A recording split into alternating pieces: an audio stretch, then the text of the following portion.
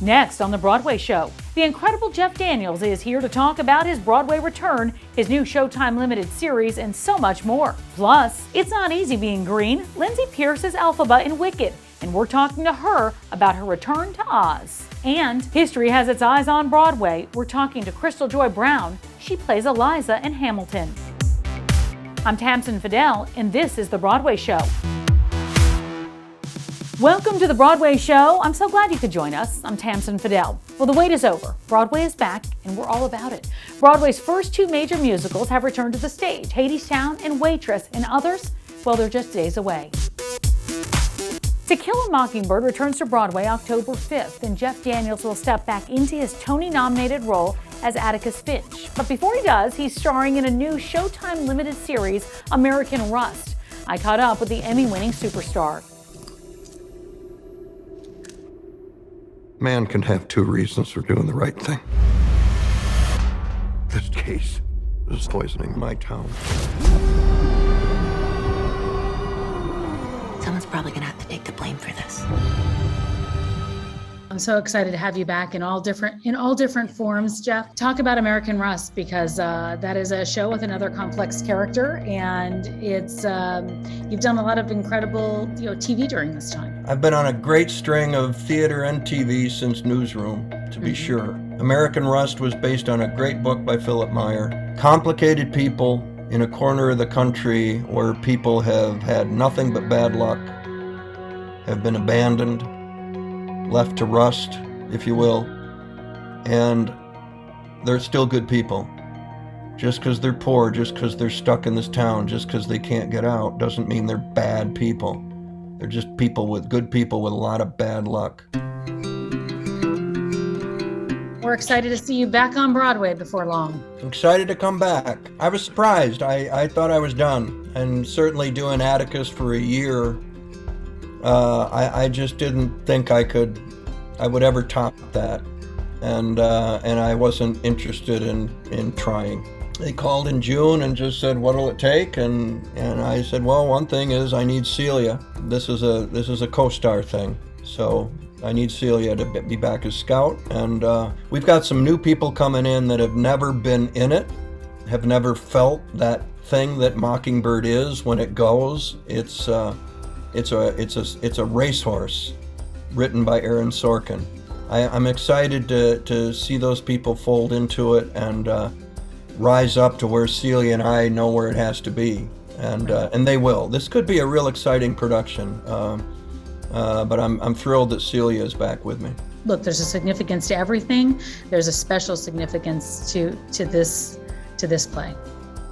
Look, the play's still relevant. And I think what we've learned post-George Floyd, when many people woke up to systemic racism, is that there's white entitlement, white privilege, white blindness. That the history you were taught growing up isn't the whole history. And that you've been kind of left, without all the information. While it's still from a white point of view, To Kill a Mockingbird, white people are the ones who need to hear it. And Broadway is, at least the Mockingbird audience, is predominantly white. When I stood on that stage, as I will again, and turn to the audience at the last third of that closing argument and treat them like the jury, no one moved. No one moved. The supposedly most sophisticated theater goers in the world did not move, night after night after night after night. I say you read the book, you see the movie, you feel the play. And that's the power of Harper's book and the power of Aaron's play. Mm-hmm. And the power of you. Well, I ain't bad, I heard that about you. The other thing, too, is I'm coming back. I've already dealt with Gregory Peck. I've already dealt with 45 previews with rewrites every other day. We've already dealt with the critics. We already know it works. All you have to do is relearn it. I was shooting American Rust this summer, and I said, "Get me the script, for God's sakes, get me Mockingbird. I want to see if I can remember a word of it." And I had Act 1 in a day. Wow. I can roll the closing argument right now. It's still there. It's like the lyrics to that song you loved, you know? Right. And oh yeah, boom, and it's there. That's the hard part of Sorkin, is the memorization, and that's behind me. So when I meet the new members of the cast who are looking at this epic play, I'm going, let me know when you're off book. Let me know when you stop sweating. Yes, and there is sweat involved. There is flop sweat involved. I've had it. Yeah. I don't know. Every time I watch Sorkin, I'm like, I got to remember that, write that down. I can't remember know. it 2 seconds after I've heard it. Is there a secret to Sorkin? There are ways to make it easier. The hard work is the repetition. You learn that in the theater. Theater teaches you to memorize it word for word. Do not ad lib. Don't bring in your ideas and paraphrase, because in my case, Lanford Wilson will stand up and go, stop it. He will. Stop doing that. I didn't write that word. And so you have a respect for the written word. And that's Sorkin's deal too. Don't change a word. And you have to do it at a pace, 100-mile-an-hour pace. I talked to Allison Janney, and I said, how did you memorize West Wing? And she said there was a trick some of us had, where if you have a sentence with the words like refuse and remember in the sentence, you circle the RE of refuse and the RE of remember. If you have a sentence that has 3 P's in it, sometimes writers use alliteration, or just 2 or 3 things in it, even if it's a long, you circle, it's like stones across a river, that you get to this one, then you get to that one, then you get to that one. And that can get it into the mechanics of it, of the words in this order. All of that happens when you rep it, like you do when you do theater 8 times a week, month after month after month. We kept hiring theater people. On American Rust, the show I did, well, we lost the guy who's going to play this one character. I said, get a theater guy. Theater people can handle the dialogue. And you need And that. damned if these people didn't show up off book every time, ready to go on take 1.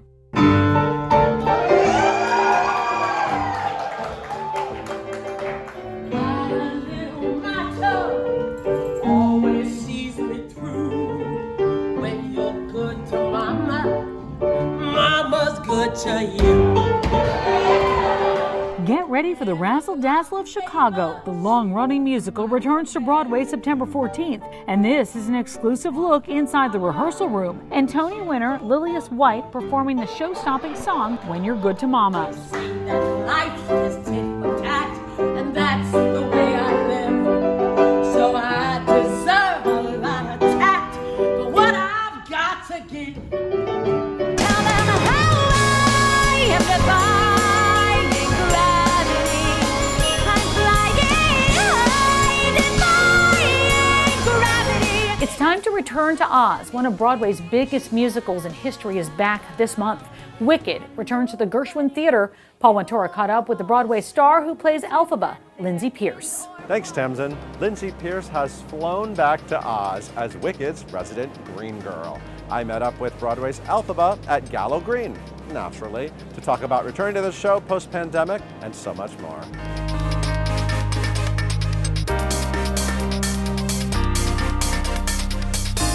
You have an interesting story. Yeah. Because I feel like this was a dream role for you. Yeah, You got it. yeah. You got on stage. You got to actually start doing it.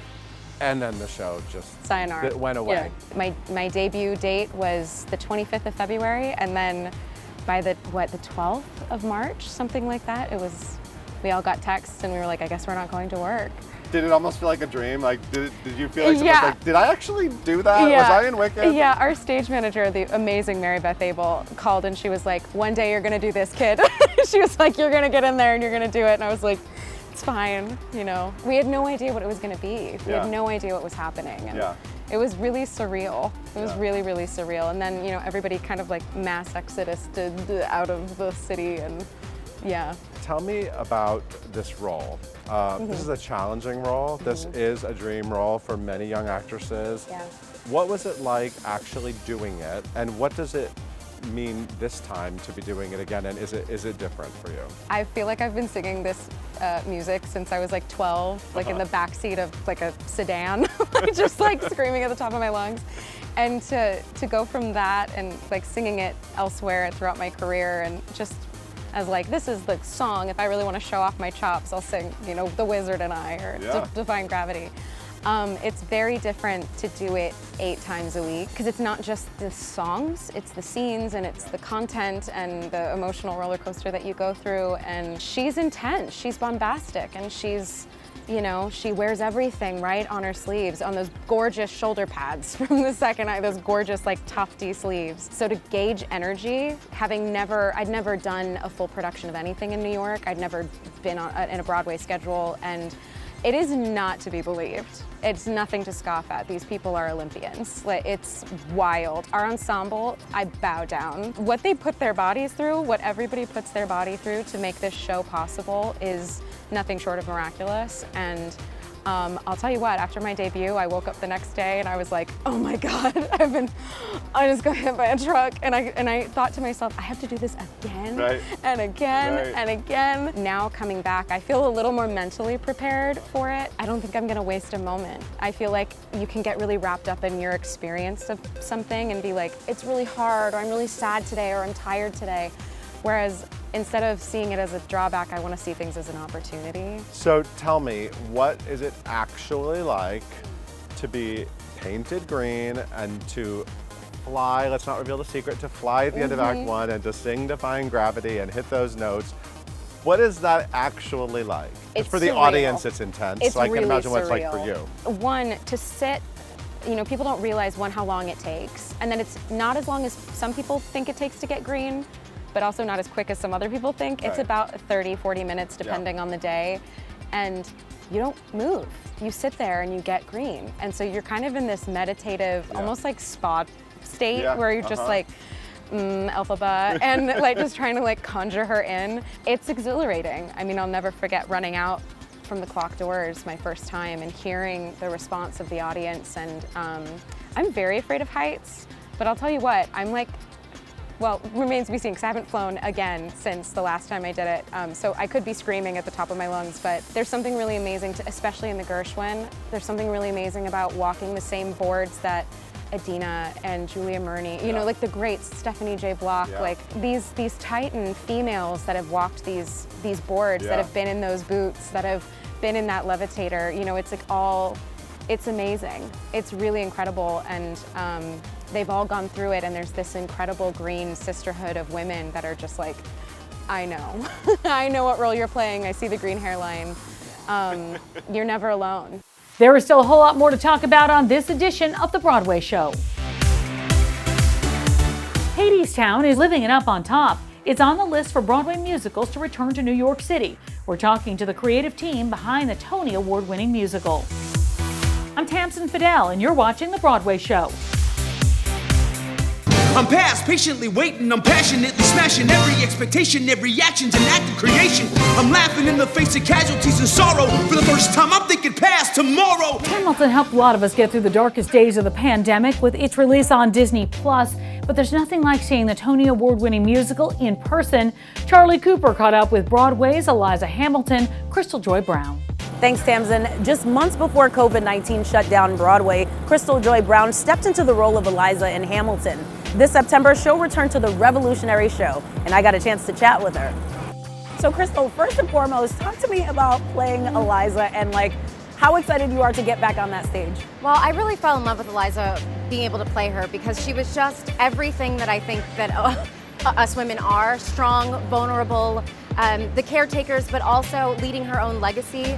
And to play her is a true honor because I get to see the audience at the end of the show, and people have been through so much, and she is the one that people can connect to with their hearts. So I'm excited to connect with people in any way that I possibly can, but then to play such a woman of a strong legacy who knew how to love, that means so much to me. What do you miss most about being a part of Hamilton? Obviously, this is a show that I imagine every night you guys end it with a round of applause, standing ovation. Do you miss that, or what do you miss most about being on stage? I mean, my cast, you know, our community. I miss our Broadway community.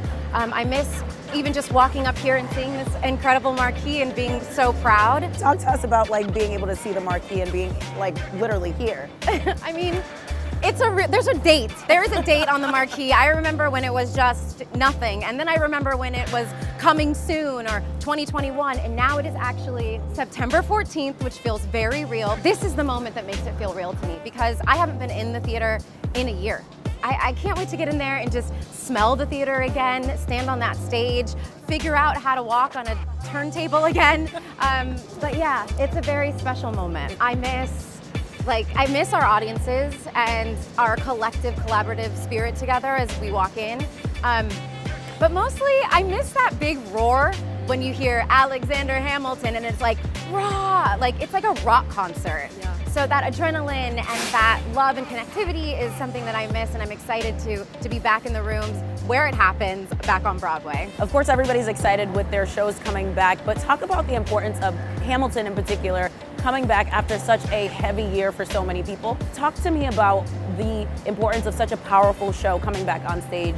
Well, what I think Hamilton has done has always shown representation and what this country actually looks like. You see every single representation of every shade, every color, body size. We have all of it in this company, and we are always looking to be inclusive and spread the narrative of what the arts can be, and who we have is everyone, and everyone seeing themselves. So it's a big deal how we're coming and restructuring Broadway and what we're bringing, and I think a lot of shows are getting excited about how we plan to return and are taking notes, and we can continue to spread this representation across the land. I'm Tamsen Fadal, and this is The Broadway Show.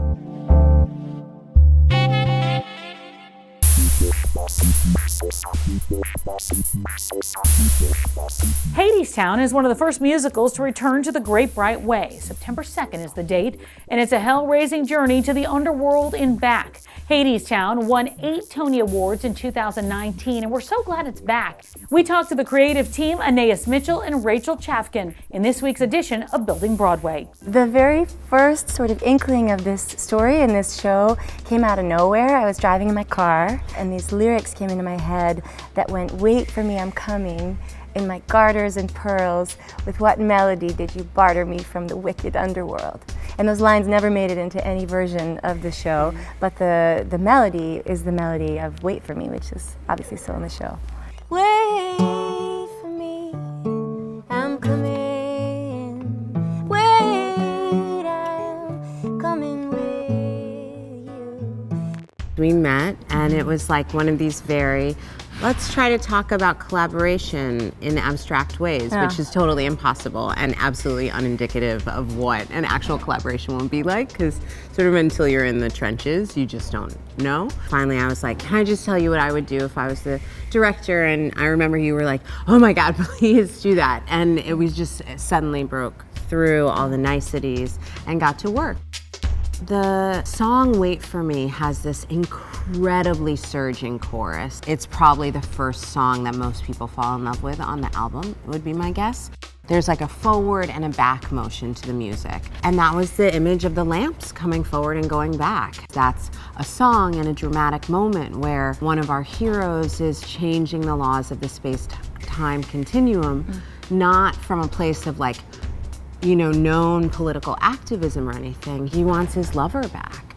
And I think that's so fundamental. And so the surge felt really good for that.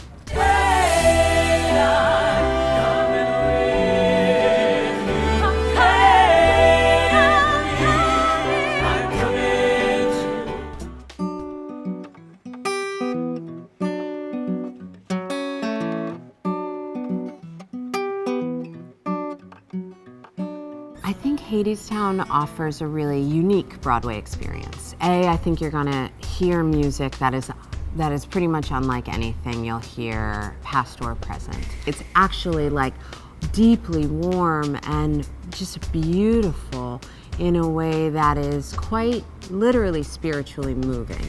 I want everyone singing Hadestown. I mean, this is a show that like cracks my rib cage open every time I see it. So like I want that in people's hearts. Hopefully, as Rachel's saying, there's sort of multiple chakras getting engaged with the show. You know, it hits you in the heart, but also it's very kinetic music. You can feel it in your body. And yeah, something for everyone, I hope. Hound dog howl and a whistle blow. Train come rolling, clickety-clack. Nobody knows where that old train goes. Those who go, they don't come back. They're going way down. Hades Town, way down under the ground.